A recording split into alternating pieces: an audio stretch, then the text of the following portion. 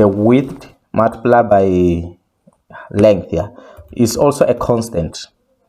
So now, so far here we have those functions.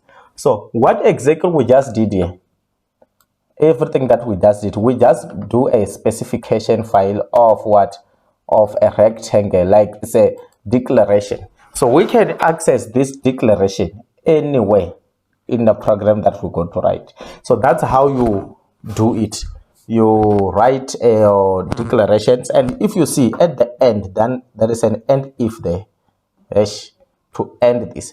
So now I'm going to explain to you guys why do we use that the if and why. Do you remember here is like your own header files, and why do we have define? Why do we have to define it? So those are the things that I'm gonna be explaining now to you guys.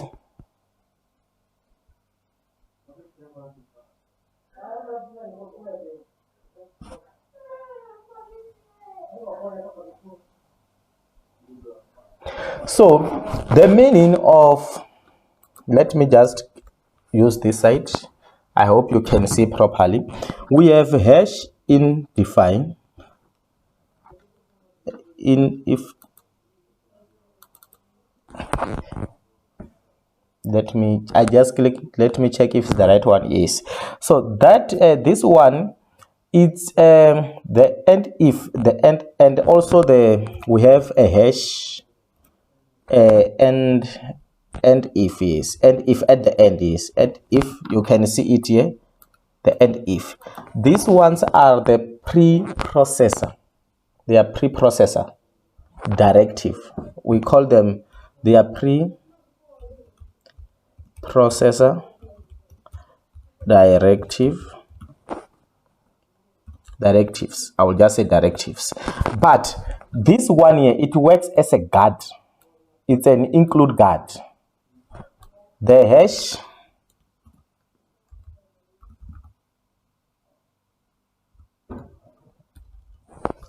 it works as a guard. So in other words, this and if and it's a directive. This directive is called a include guard. What is it called? An include guard is like that. Include guard. It's called an include guard. So it prevents the header file from accidentally being included more than once. So it prevents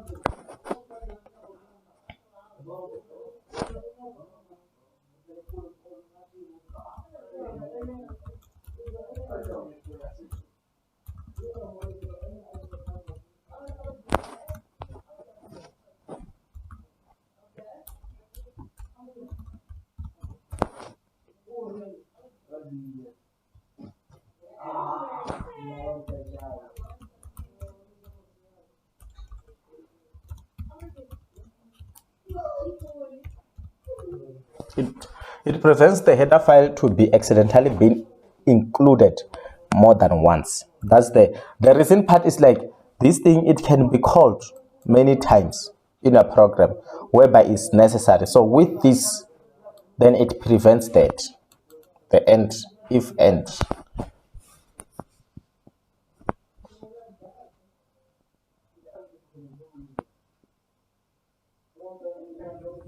So in other words, this one I told you that is called an include guard, and it also the if and here.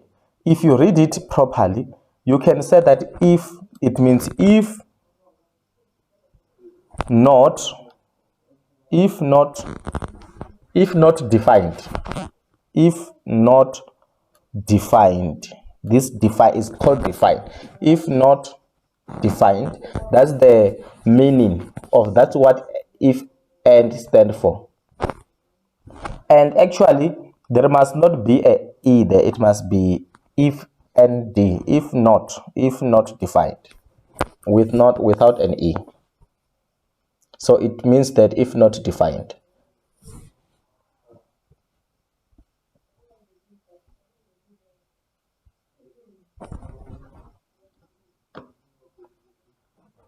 So those are the terms that you must get used to. If the questions they can ask you, so you must remember all these terms. What is the meaning of that?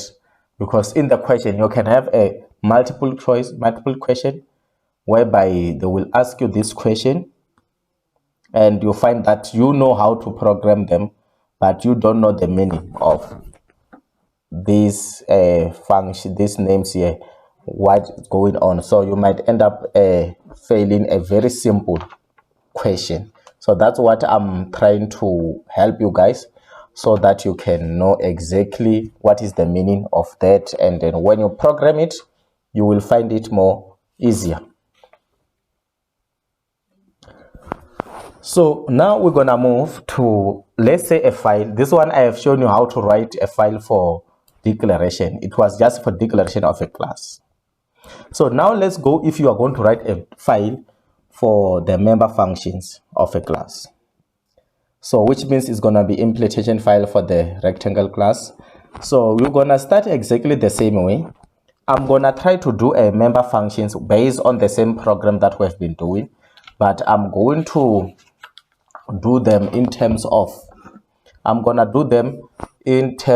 like the function. This one is just for the main function. So we're gonna, not main function, I mean member functions of the class, public.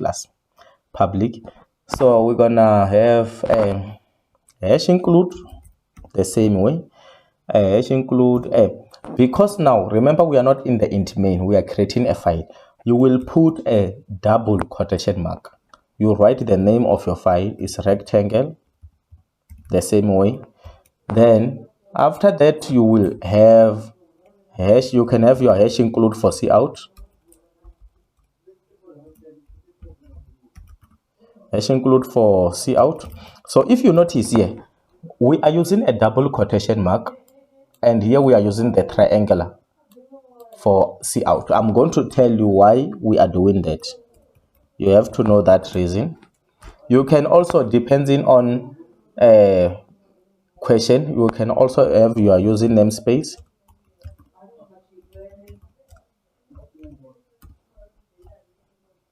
We can even decide, okay, in this code, our member functions that we are going to write, we can, if the length is greater, it's less than 0, because there is no length for the room that can be less than 0, the program must exit. We can also include this header file. Let's include cstd lib for the exit.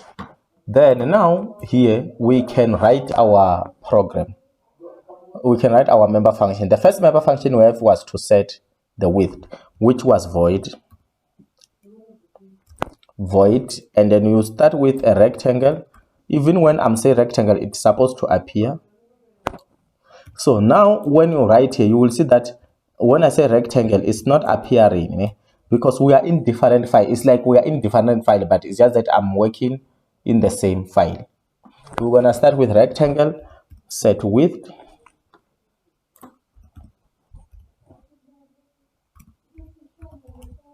Our set width was double inside. We can name it maybe for set width double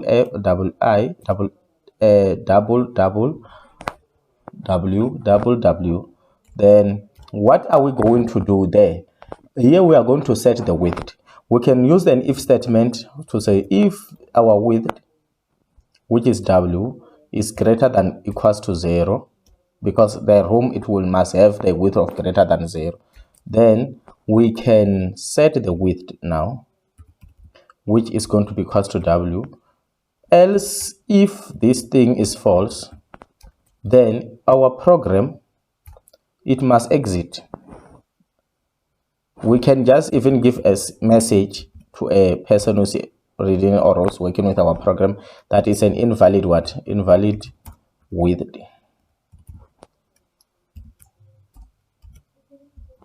Then we use the exit method. When we use the exit, we can include the exit